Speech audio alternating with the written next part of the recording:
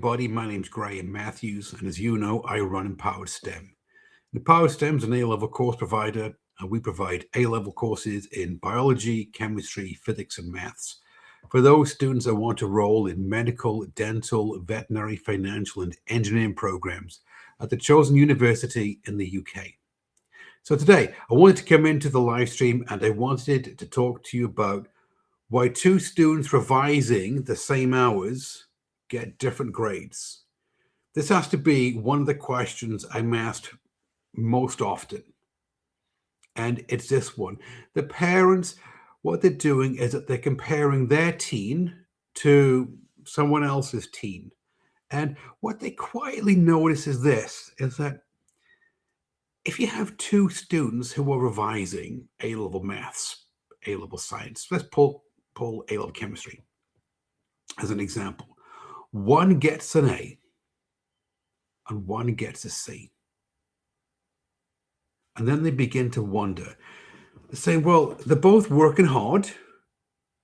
They're both putting in the time, effort, and attention. They're both trying to do the right thing. So why are the outcomes different?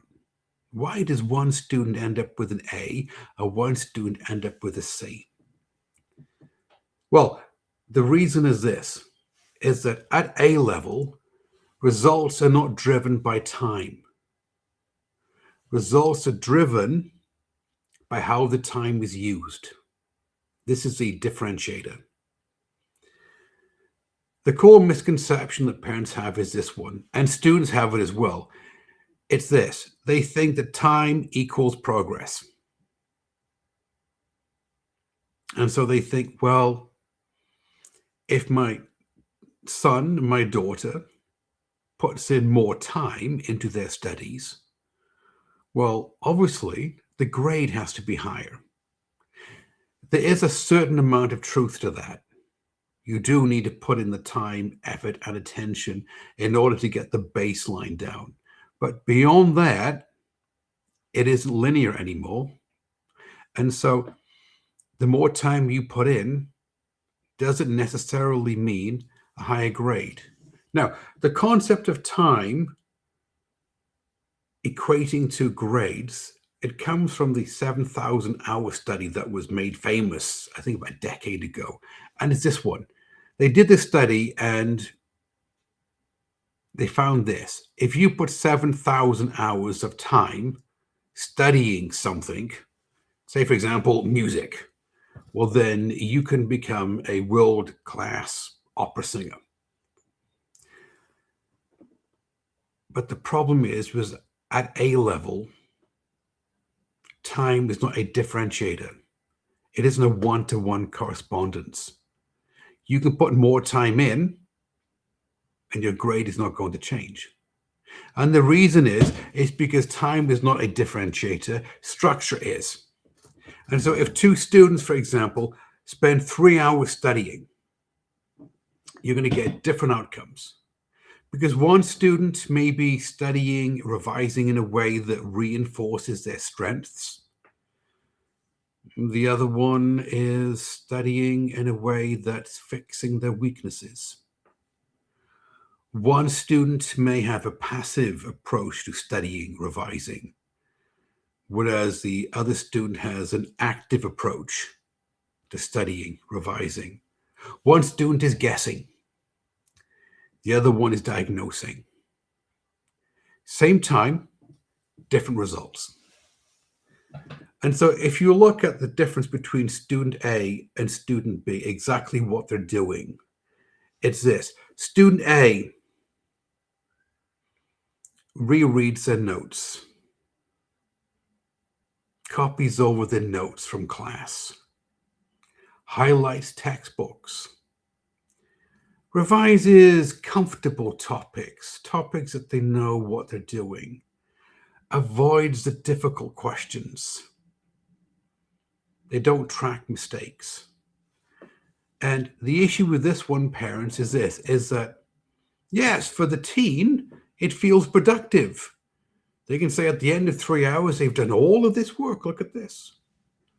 But they'll see little improvement. Whereas student B takes a different approach. Maybe they review past paper performance. How did they do? Where's the errors that they made? How can they improve? Maybe they identify marks that they lost on the paper. They target specific weaknesses. If they know there's a certain topic in A-level chemistry or A-level biology or A-level maths that they're weak at, this is the one that they need to target and spend time on. They practice exam-style questions under time pressure. Sit down and actually take the paper under exam conditions with a clock. They track their progress week to week. Now, this student B, it's a less comfortable study and revision strategy for them, but they'll see consistent improvement. It's kind of like going to the gym. Two people can go to the gym, parents, right? One person is just going to do the circuit training with the machines, with a weight that feels comfortable. They've used the hour up. They say, well, I worked out once this week. I only have to do it 2 more times. Oh, look, I've done it. Fantastic. And they never really think beyond that. They're just staying in the comfort zone. Whereas you can have somebody else who goes down to gym with a different approach.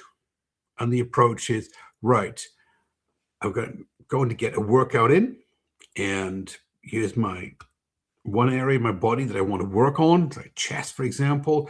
These are the exercises that I'm going to do. I'm going to track how much weight I can lift. I'm going to track my improvement, and they track everything. That person will make more improvement. Same amount of time, 3 times a week. One person is going to be stuck in the comfort zone, the circle of sameness, and the other person is going to step out of that comfort zone, the circle of sameness, and actually see improvement. Because what's the hidden variable that we're talking about? The hidden variable that we're talking about, parents, is feedback. Because the biggest difference between student A and student B, well, it isn't the amount of time that they're putting in. They're putting in the same time, effort, and attention. So it's not effort. The biggest difference is feedback. Student A studies in isolation. Student B studies with mark schemes that they know how to read. They understand a mark scheme, what the examiner is looking for. They can identify the weaknesses, the pitfalls, the examiner traps. They have tutor feedback. Just like going down to the gym, if you work with a personal trainer, then you improve more because you're getting constant feedback of what you're doing right and what you need to work on. Self-assessment. They're not just going through papers as fast as they can, right? I've done this one. Let's go through another paper. I've done this one. No, they're actually slowing down, looking at the paper, looking at the mark scheme, analyzing where they got it right and where they got it wrong, the error that they made in their thinking, and how they can improve it. And they're tracking errors. Yes, it's okay to make a mistake, parents. It really is. Because you can only learn if you make a mistake. You can't learn something new if you don't make a mistake, because otherwise you'd know how to do it. So logically, you aren't learning anything. Because without feedback, and this is what's the trap that student A is in, without feedback, mistakes repeat. Because you don't know the mistake that you're making. You don't know how to improve. You're just going through the motions. You're feeling good about what you do. With feedback, with student B, for example, mistakes reduce. You make a mistake, you know how to improve on the situation, so you reduce the chances of you making the same mistake again. And what this really leads into is a performance gap. And it's a performance gap that you see at the end of year exams in year 12 and year 13. Because most students, both students, they may know the content. No doubt they know the content. Doesn't matter what question you ask them, they can explain it to you outside of the exam hall, outside of the classroom, when there's no pressure involved. But only one student can apply it under pressure. Structure answers correctly in the way that the examiner is looking for. They can interpret command words, and they can manage their time effectively. And this is a difference between knowledge and performance, because the exam, it does not reward knowledge. Knowledge gets you a C. What it rewards is performance, being able to apply it on the day. This is the difference between knowledge and performance. But the student A, the one that's got the passive studying skills, the passive revision strategies, they fall into a familiarity trap. And it's a real insidious, devious trap to fall into, parents. It's this one.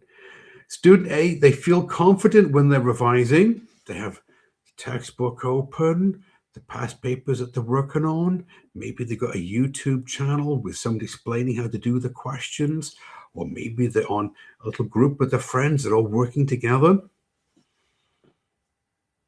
And they feel confident under those conditions. Why? Because everything feels familiar. They know what they're doing. But as soon as you put them into the exam hall, the classroom under exam conditions, familiarity disappears. It's gone. Because all of a sudden, they're looking at a paper, they have not seen the questions before. They don't have a textbook to look at. They don't have a mark scheme. Well, I would have kind of written this one. They don't have somebody explaining it on a YouTube channel, and they don't have the friends. And the reason why familiarity disappears is this. It's because recognition is not recall. And recall under pressure is what earns marks on the exam. So think about this one for a minute, parents. Recall under pressure is what earns marks on the exam. If your student, if your teen, your son, your daughter, if they can't apply the content to novel questions under exam conditions, they're never going to break through to the A and the A star upper echelon. So what exactly creates this grade improvement that I'm talking about, this breakthrough that students have when they break through the C and they move into the B, the A, and the A star range? Well, it's this. Students who do this, they consistently focus on a few things. Now, at Empowered STEM, we call this precision diagnosis. The very first thing they do is they look at the work, they look at the papers, they look at the homework, the tests, and they ask themselves, precision diagnosis, what exactly caused me to lose marks on this test? On this topic test from school? What exactly caused me to lose marks?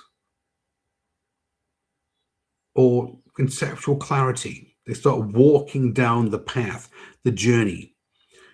Conceptual clarity. Which ideas am I not fully understanding? It may be proton NMR or carbon-13 NMR or organic synthesis in A-level chemistry, or differentiation and integration in A-level maths, or gene expression in A-level biology. Which concepts am I not understanding? Strategic revision.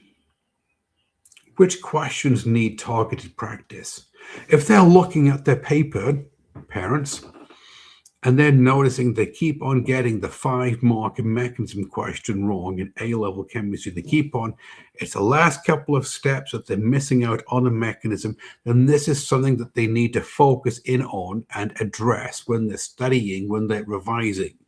Or if they're doing differentiation in A-level maths or some topic from A-level biology, and in A-level biology, it's the 25-mark essays they have to do. If they know that they're weak at this one, then this is something that they need to address on. And so they hone in on it. They tog in on weakness. And then they look at performance training. Can this be done under timed conditions?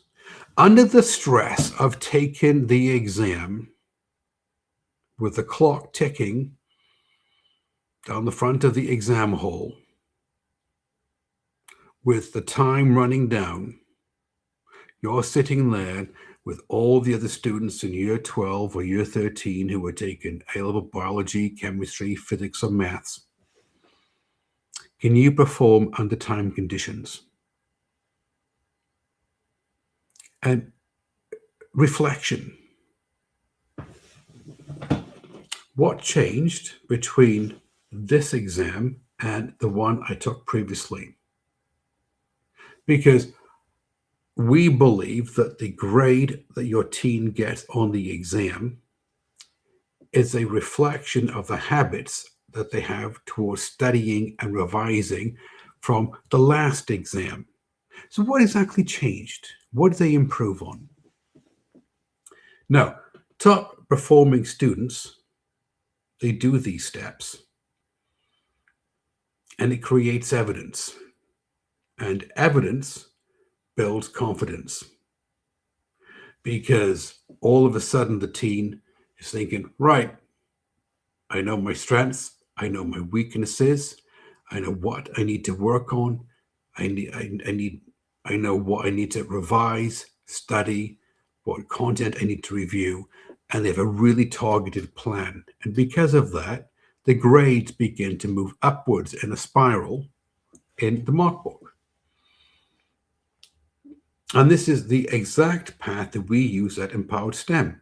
So at Empowered STEM, we have the STEM path method, which is 4 steps to it, which mirrors exactly what top performing students do.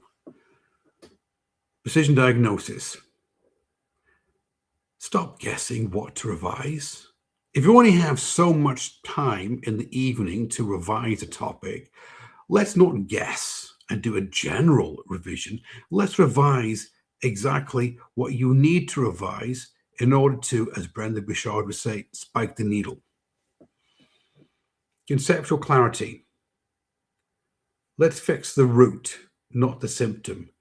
Don't gloss over a topic you don't understand and I'll just learn what the examiner wants me to write down on the exam. Oh, look, I got it right. Fix the misunderstanding of the concepts at the root. You fix the root cause, not the symptom. Strategic revision. Target weak question types deliberately. If a teen knows that it's the mechanism questions or the 4-marker calculation questions in A-level chemistry that trips them up all the time, or that 6-marker essay question, they're always getting 3 or 4 marks out of 6. If they know the question type that they are weak on, then they hone in on it and they target the question types and they keep working on them until they get the full marks on the question type. Medical mindset. Treat performance as data, not emotion. As we tell our students, your identity is not linked to your grade in A-level maths and A-level science. It isn't. And the results that you get from your teacher whether it's a lab report or a topic test or a mock exam, the end of year 12 exam. It's just data. There's no emotion to it. It isn't attached to your identity or your belief, but it's something that we can onboard. It's feedback that we can take, and then we can help you move to the next grade boundary. Because when these 4 steps are in place, parents, the hours of studying and revising that your teen puts in becomes effective. It's like going down to the gym and working out with a personal trainer. Because studies show that if you work out with a coach, if you work out with a personal trainer, for example, you get further and you get the result that you want more quickly than doing it on your own. So parents, what exactly can you ask your teen? If you're watching your teen upstairs in the room, they're studying and they're revising and they're putting in the time, the effort and attention, they're up there all day on a Saturday and a Sunday afternoon, what questions can you ask? Well, you know I'm really big on question stems. And so rather than say, well, how many hours did you revise this week? That's just a door, opening the door to a judgment, isn't it? How many hours did you study this week? Oh, do you think you should study more hours? Do you think you're studying too much? Are you going to get yourself burnt out? No, don't ask that question, because what it is it opens up a belief statement. It opens up an identity statement, and it gets you into an argument with a teen, which you don't want to have. On the other hand, you can ask behavior-based questions. For example, so what did you improve this week? Oh, I see. You worked on the 5-star mechanism questions in A-level chemistry. Okay, good. So what pattern did your last paper reveal? I see. In A-level biology, it's that 25 marker that just seems to trip you up, is it? Okay. So what question type are you fixing this week? The multiple choice. Okay, good. Yes, you need to get faster doing multiple choice. Good. How do you know you're getting better? Oh, I see. You're recording the scores you get on the homework and the tests and the mock exams and the lab report, and you're graphing everything out so you can visually see the improvement that you're making each day and each week in the course. Brilliant. When you ask questions like this, parents, it shifts the focus from time. How much time did your teen spend studying, revising, to outcomes? You are managing their outcomes for them. And at the end of the day, the outcome, the A and the A star and A-level maths and A-level science is what they need, is what they want. So parents, let me give you some reassurance here. If your teen is working hard, if they're putting in the time, effort, and attention, and they're not improving their grade in A-level maths and A-level science, it doesn't mean that they lack ability. It doesn't mean that they lack discipline. And it doesn't mean that they aren't trying either. What it means is that the structure of their revision needs to change. This is what they need to do. Because at A level, time alone doesn't produce grades. Structured effort does. So think about this one. If time alone did produce grades, then all the students taking A-level maths and A-level science would put in the maximum amount of time they possibly could get, and they'd all walk out with A stars, A's, and B's. And you know that is not the case. Structured effort does. Just like student B who had a structured effort, just like the person who went down to the gym and had a structured workout plan and worked with a personal trainer, will see better results, because structure is what causes an improvement in your teen's grades in A-level maths and A-level science. Now, parents, if you're watching the live streams on Facebook and YouTube, and if what we talk about each week in our live streams, if it resonates with you, if you think, actually, what Graham's talking about, it does make sense to me. I understand where he's coming from. Well, if you're watching the live stream on Facebook, then join the Facebook page and you will be notified of upcoming live streams. And if you're watching the live stream on the YouTube channel, again, subscribe to the YouTube channel. And not only will you be notified of upcoming live streams, but you'll also be able to see all the other live streams that we do. Because we're always doing live streams for the parents throughout the week, where we give you the tips, the techniques, and the strategies that you need in order to help your teen secure those A and A-star grades in A-level maths and A-level science. Now, if you'd like to learn more about the courses that we offer at Empowered STEM, it's really easy for you to do this. In the description below the video on Facebook or YouTube, there's a link. You can click on the link, fill out the form, and a member of my team will reach out to you, and they will have a non-sales, non-committal conversation with you. And you can explain to them where your teen is academically, their grade in the mark book, their working grade, their predicted grade, the aspirational grade, which university they want to go to, whether they want to be a doctor, a dentist, a veterinarian, an engineer, work in the financial industry. And you can ask all the questions that you want about the courses that we offer at Empowered STEM. And in the conversation, you can ask questions and make sure that our course is a good fit for your teen. And also, we can make sure that we think that our course is going to be a good fit for your teen. And if it's mutually agreeable that you think that our course is actually going to work for your teen, at least then you have all the information you need to make an informed decision and invest in your teen's education. Everybody take care, and I'll see you in the next one.